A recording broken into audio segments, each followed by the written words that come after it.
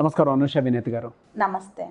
Money management రూల్స్కి సంబంధించి చాలా టాపిక్స్లో మీరు ఏ విధంగా యూటిలైజ్ చేసుకుంటే మన లైఫ్ బాగుంటుంది, ఫినాన్షియల్గా కూడా మనం గ్రో అవుతాము అనేటువంటి విషయాన్ని మీరు ప్రతి వీడియోలోనూ చాలా బాగా చెప్పారు.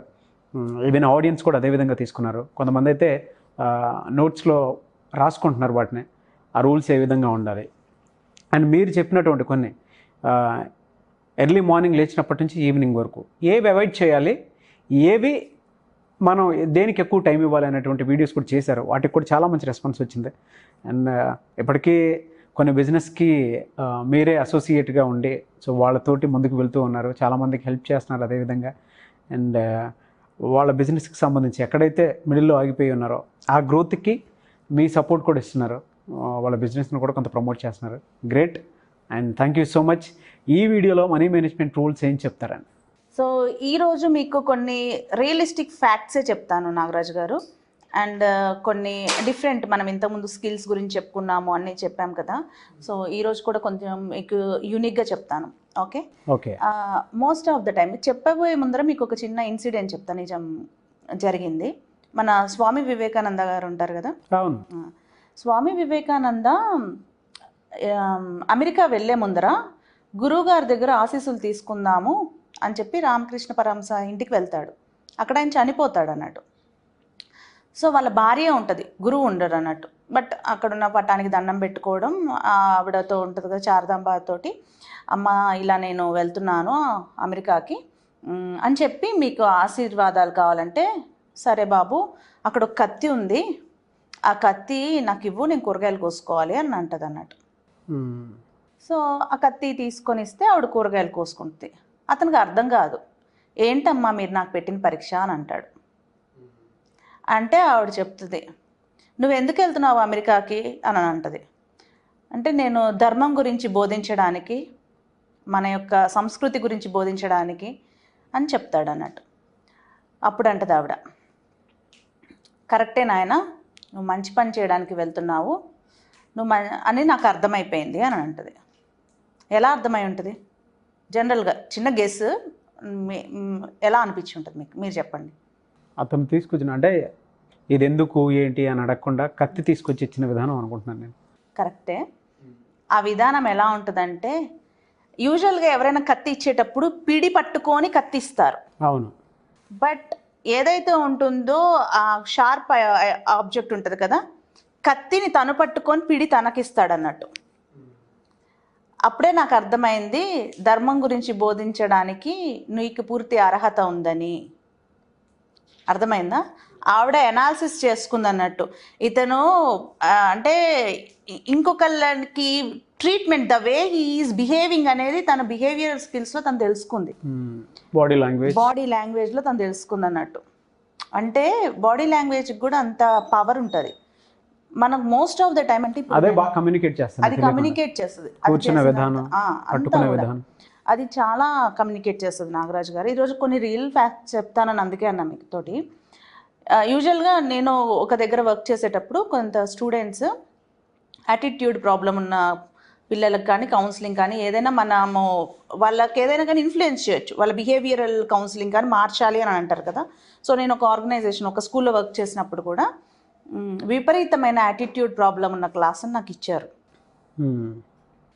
పిల్లలు ఏంటంటే టీచర్స్ ముందే కూడా అంటే నాన్ వర్బల్ బిహేవియర్ అసలు బాగోదు. స్ట్రైట్ ఫార్వర్డ్ ఆన్సర్ ఉంటుంది, నాన్ వర్బల్ బిహేవియర్ కూడా బాగోదు. సో ఎందుకు ఇలా బిహేవియర్ ప్రాబ్లం ఉందా అని చూస్తే, they are having some sort of role modelling.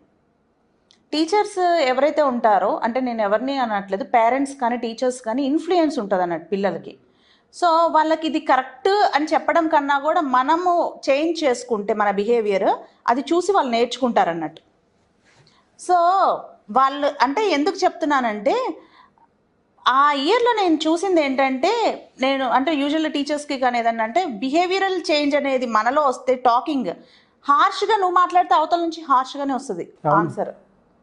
So కాబట్టి పిల్లలతోటి ఎప్పుడూ కూడా ఇండైరెక్ట్ వేలో ఉండాలి కాన్వర్జేషన్ అన్న. డైరెక్ట్గా రే నువ్వు మార్కులు తెచ్చుకో, నువ్వు ఇది చెయ్యి, నువ్వు అది చెయ్యి అంటే నేను చేయను అంటాడు వాడు. నీకోసం నేను ఎందుకు చేయాలి అని అంటాడు. అంటే ఎవరికి కూడా చైల్డ్ మెంటాలిటీ అలానే ఉంటుంది అన్నట్టు. సో మనం ఏదైనా వాళ్ళకి చెప్పాలి అంటే మనము దాన్ని కొంచెం మన పేషెన్సు, మన డిటర్మినేషను, మన కమిట్మెంట్ చూసే వాళ్ళు ఇన్స్పైర్ అవుతారు. సో అలా అలా చెప్పడము అండ్ రియల్గా చాలా బిహేవియరల్ చేంజ్ వచ్చింది ఆ 1 ఇయర్లో వాళ్ళకి మీద. సో ఎందుకు అంటే it's only because the environmental influence ఏదైతే చూస్తామో అది మనం ఇన్ఫ్లుయెన్స్డ్గా నేర్చుకుంటాం తెలియకుండానే. సో ఇప్పుడు మనం ఒక వ్యక్తి యొక్క బిహేవియర్ని చూసారా అంటే నాన్ వర్బల్ కమ్యూనికేషన్ కూడా వాళ్ళ యొక్క క్యారెక్టరిస్టిక్స్ ఇన్నర్ తత్వంలో ఎలా ఉంటుందా అనేది కూడా ఆలోచిస్తాం. ఇప్పుడు సేల్స్ కానీ మార్కెటింగ్ కానీ బిజినెస్ వాళ్ళకి బాడీ లాంగ్వేజ్ చాలా ఇంపార్టెంట్, చాలామందికి తెలియదు. మోస్ట్ ఆఫ్ ద టైమ్ ఏంటంటే ఒక వర్డ్ ఉంది ఏంటంటే మన నోరు మన ఒళ్ళు మన దగ్గర పెట్టుకొని మనం గనక ఉంటే మన బిజినెస్ రియల్గా బెనిఫిటెడ్ స్థాయిలోకి వెళ్తుంది. అదే చాలా ఇంపార్టెంట్. అలాంటివి కూడా చిన్న చిన్నవే కదా అనుకుంటాం కానీ అవి చాలా ఇంపాక్ట్ క్రియేట్ చేస్తాయి.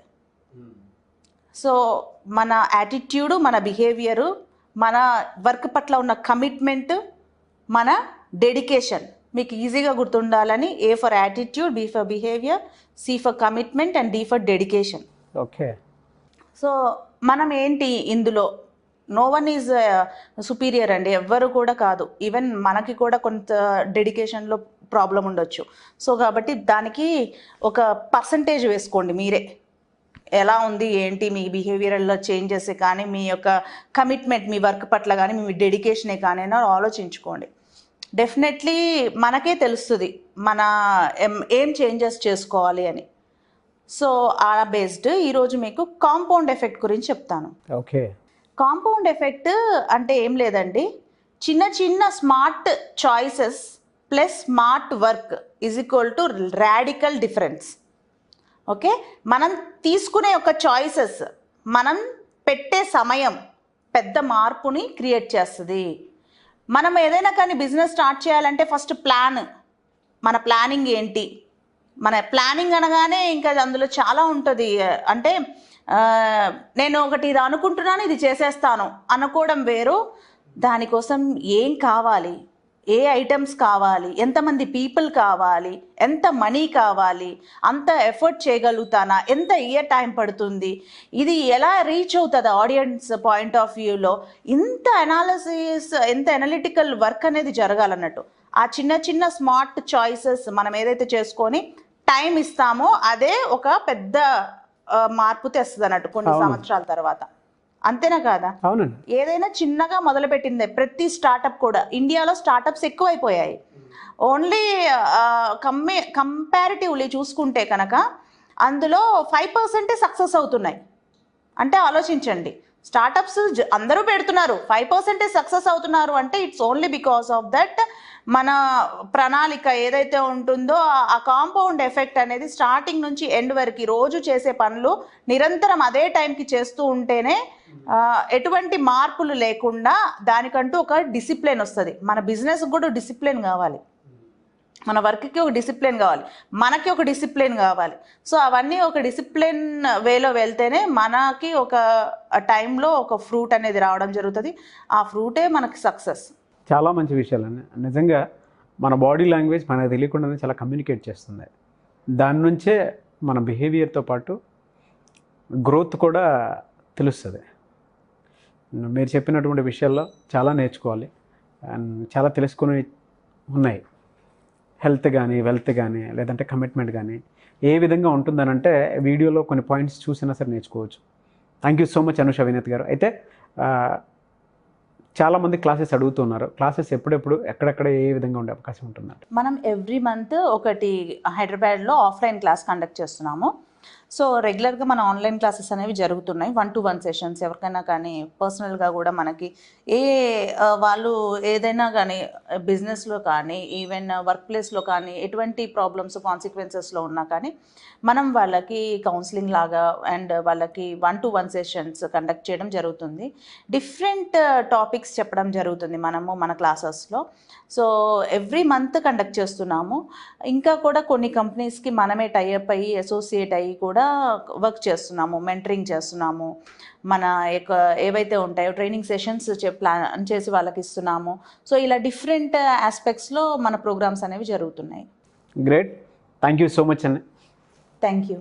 చూసారు కదండి ఈ వీడియోపై మీ అభిప్రాయాన్ని కామెంట్ బాక్స్లో పోస్ట్ చేయండి. అండ్ పర్టికులర్గా ఈ మధ్య కాలంలోనే చాలామంది మహిళలకి అనూష వినయత్ గారు బిజినెస్ ఐడియాస్ని ఇచ్చి సో వాళ్ళతో పాటే ట్రావెల్ అవుతూ వాళ్ళకు కూడా ఎటువంటి చేంజెస్ చేస్తే అంటే ఫర్దర్గా కూడా ఇన్వెస్ట్మెంట్ ఏ విధంగా ఉండాలి, గ్రోత్ ఏ విధంగా తీసుకోవాలి, అండ్ కొంతమందికి అయితే నష్టాల్లో ఉన్నటువంటి వాళ్ళకి సో అక్కడే ఆగిపోయిన వాళ్ళకి అండ్ ఫర్దర్గా గ్రోత్ కోసం అని చెప్పి ఎటువంటి స్కిల్స్, ఎటువంటి మేనేజ్మెంట్ ఉండాలి, ఎటువంటి అడ్మినిస్ట్రేషన్ డెవలప్ చేయాలనేటువంటి విషయాలతోటి చాలామందిని ముందుకు తీసుకెళ్తున్నారు.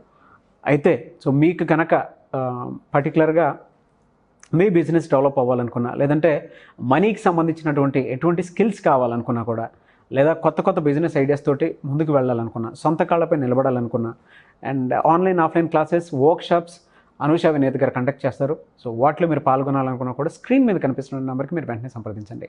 లేదు అని అంటే కామెంట్ బాక్స్లో మీరు ఏదైతే బిజినెస్ చేస్తున్నారో బిజినెస్కి సంబంధించి ఎక్కడైతే ఎన్ని రోజుల నుంచి మీరు బిజినెస్ చేస్తున్నారు అండ్ దానికి గ్రోత్ సరైనది లేదు అని మీకు అనిపిస్తే, సో ఎన్ని డేస్ నుంచి చేస్తున్నారు, ఏ బిజినెస్, దానికి సంబంధించి డీటెయిల్స్ కింద కామెంట్ బాక్స్లో పోస్ట్ చేసిన ఫర్దర్ కమ్యూనికేషన్ స్కిల్స్ కోసం అయినా సరే, లేదంటే ఫర్దర్ గ్రోత్ కోసం అయినా సరే అనూష వినయత్ గారితో ఒక వీడియో చేయడం జరుగుతుంది. సో దాని త్రూ మీరు నేర్చుకోవచ్చు.